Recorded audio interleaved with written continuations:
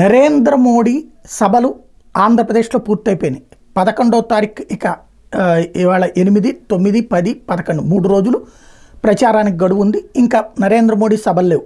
మొత్తం 4 కార్యక్రమాలు పెట్టారు ఆంధ్రప్రదేశ్లో. 3 సభలు, 1 రోడ్ షో.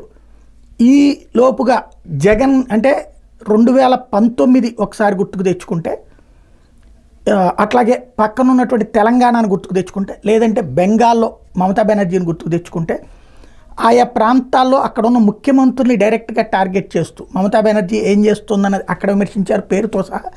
అట్లా కేసీఆర్ని తీవ్రస్థాయిలో విమర్శించారు. చంద్రబాబుని క్రిందటిసారి డైరెక్ట్గా విమర్శించారు.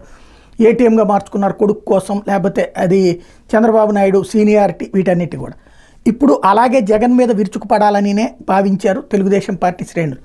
విమర్శించారు ఖచ్చితంగా, కాకపోతే ఆశించిన స్థాయిలో అవ్వలేదు. వైఎస్ఆర్ కాంగ్రెస్ పార్టీ విమర్శించారు. అవినీతి పార్టీ అన్నారు, పోలవరం నిర్వహణ చేతకాలేదన్నారు, అట్లాగే రాష్ట్రంలో అవినీతి తాండవిస్తోందన్నారు, మంత్రులు రౌడీ రాజ్యం చేస్తున్నదన్నారు.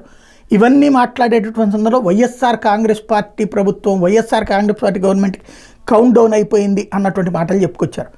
అసలైనటువంటి లాజిక్ ఈ 3 సభల్లో గడిపి జగన్ పేరెత్తింది ఒక్కసారి. అది అనకాపల్లిలో మాట్లాడుతున్నటువంటి సందులో ఉత్తరాంధ్ర సుజల స్రవంతి అన్నటువంటి పథకం జగన్ రెడ్డి వాళ్ళ నాన్న ప్రారంభిస్తే, శంకుస్థాపన చేస్తే జగన్ రెడ్డి పూర్తి చేయలేకపోయారు అన్నటువంటి పాయింట్ మాట్లాడిన చోటే జగన్ అన్నటువంటి పాయింట్ వాడింది. మిగతా సందర్భాల్లో ఎక్కడా కూడా జగన్ పేరు ప్రస్తావన రాలేదు. ఇవాళ కూడా జగన్ పేరు ప్రస్తావన రాలేదు. వైఎస్ఆర్ కాంగ్రెస్ పార్టీ గవర్నమెంట్కి అయితే కౌంట్ డౌన్ అయింది అన్నారు.